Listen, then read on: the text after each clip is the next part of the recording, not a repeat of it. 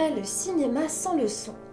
Du cinéma muet? C'est vrai, mais ce n'est pas de cela dont on va parler aujourd'hui. Pour parler de son au cinéma, il faut distinguer deux grandes catégories, le son direct et le son ajouté. Comme son nom le laisse entendre, le son direct est enregistré directement au moment du tournage. Dans cette scène de dialogue, le perchman oriente le micro vers les acteurs pour bien capter leur voix. On l'appelle ainsi car il tient une perche au bout de laquelle est fixé le micro. Au moment de la projection, on entend les voix des acteurs comme elles ont été enregistrées au moment du tournage.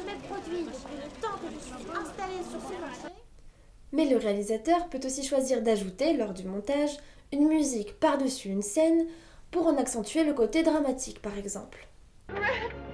Hugo, where shall I go? What shall I do? Frankly, my dear, I don't give a damn. Au moment du tournage, il n'y avait pas de musique. Il s'agit donc bel et bien de sons ajoutés. Mais la musique n'est pas la seule catégorie de sons que l'on peut ajouter en post-production. En fait, vous avez tous déjà vu un film dont tous les sons ont été ajoutés, puisque c'est le cas pour tous les cinémas d'animation. Dans le cas d'un dessin animé, par exemple, les dialogues sont enregistrés en studio par de vrais acteurs qui doublent les personnages animés. Sur la tête. Monsieur Grou? Quoi, oui? Salut, agent Lucy Wilde de l'AVL. C'est également le cas pour tous les bruits qui sont eux aussi recréés en studio. On appelle cela le bruitage. Dans cet exemple, le bruit des pas dans la neige est obtenu en écrasant des grains de riz avec les doigts.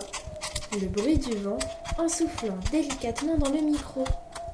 Et le bruit des battements d'ailes de l'oiseau en froissant un masque. Bien que tous ces sons aient été ajoutés en post-production, la source sonore qui les produit est visible à l'écran. On parle alors de son in. Dans cet extrait par exemple, on entend le bruit du tracteur qui est visible à l'écran. Il s'agit donc bien d'un son in. La vache qui meugle et le chien qui aboie ne sont quant à eux pas visibles à l'écran. Mais on se doute qu'ils ne sont pas loin. On parle alors de son hors champ. Enfin, la musique country que l'on entend ne fait pas partie ni du cadre ni du hors-champ. On dit alors qu'il s'agit d'un son off. Un peu comme cette voix off d'ailleurs. Voilà, maintenant vous savez presque tout sur le son au cinéma. Il est donc temps pour moi de vous quitter, mais je vous dis à très bientôt pour une nouvelle leçon de cinéma.